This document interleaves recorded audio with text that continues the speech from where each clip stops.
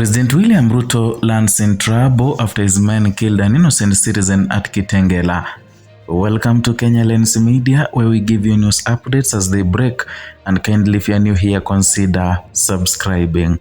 Now, the death of a 28-year-old mechanic during an opposition rally in Kitangela has ignited fresh national outrage over police use of force at a political gathering in Kenya. Vincent Ayomo, described by family and colleagues as an ordinary garage worker, was fatally shot on Sunday, February 15, 2026, when anti-riot police moved in to disperse crowds at a meeting organized by the Orange Democratic Movement. What began as a Linda Mwananchi rally led by Nairobi Senator Edwin Sifuna quickly descended into chaos after officers deployed tear gas. Amid the confusion, live ammunition was reportedly fired. Ayomo, who was not part of the protest, was struck in the face and died instantly.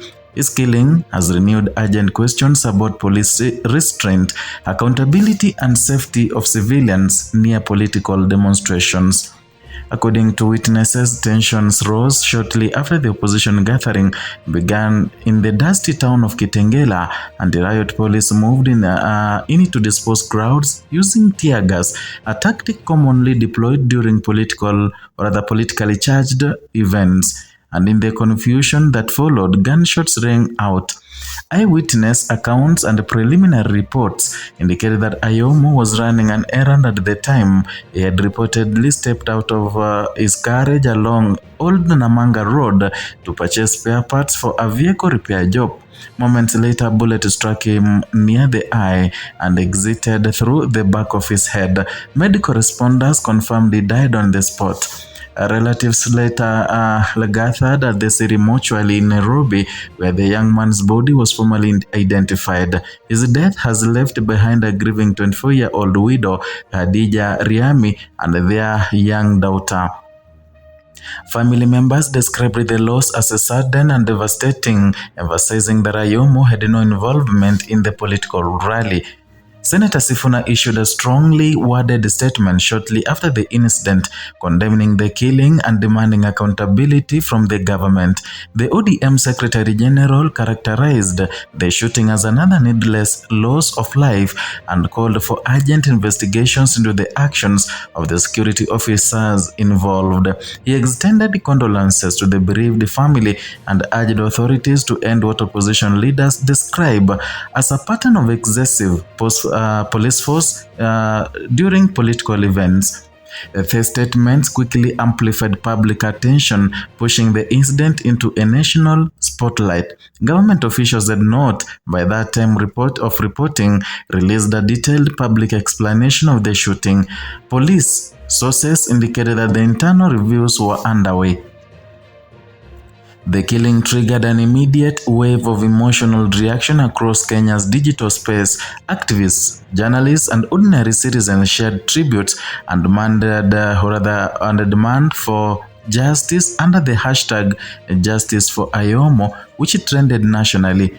At the mortuary, one civil rights activist described the moment in stark terms, saying that tragedy represented raw human loss rather than political rivalry.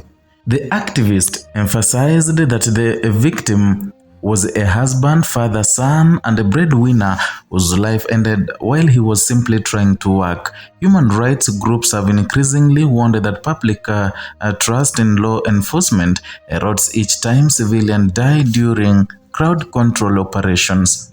Ayomo's death has revived long-standing concerns about the proportionality of police responses during political gatherings in Kenya.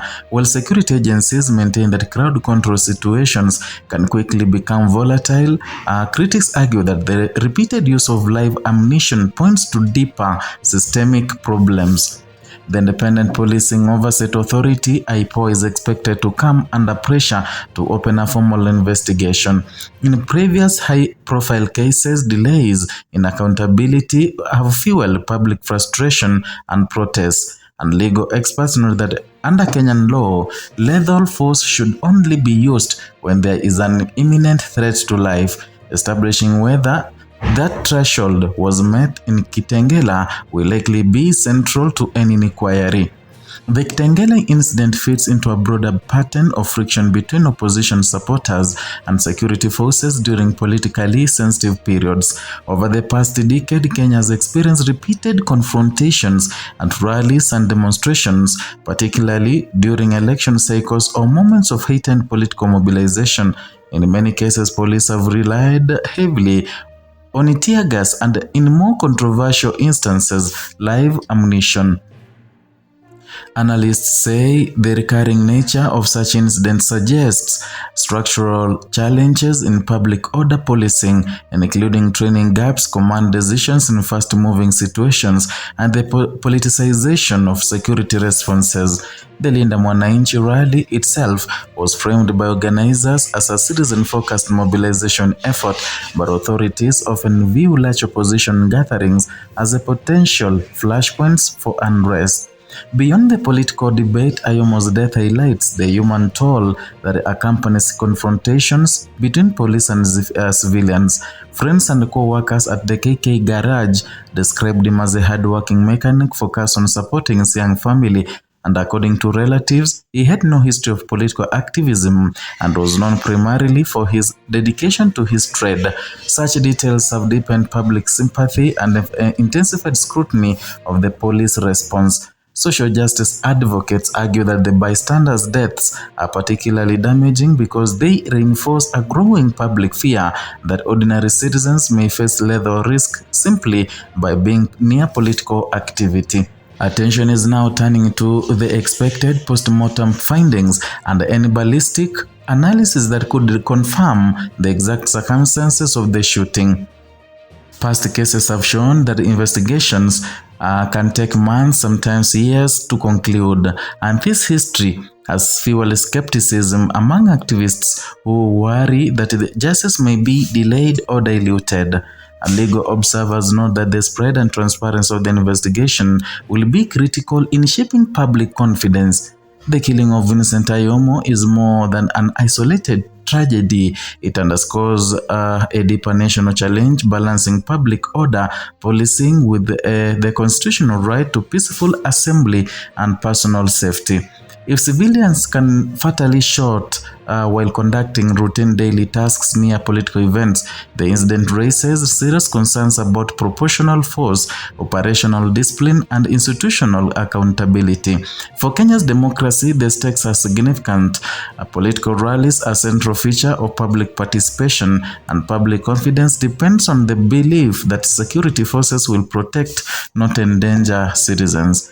For law enforcement agencies, the moment presents another test of reform commitments that have been promised repeatedly over the years. For Ayomo's family, however, the issue is painfully immediate. Behind the national debate lies a young widow, a child that has lost her father, and community mourning a mechanic who left work to buy some spare parts and never returned.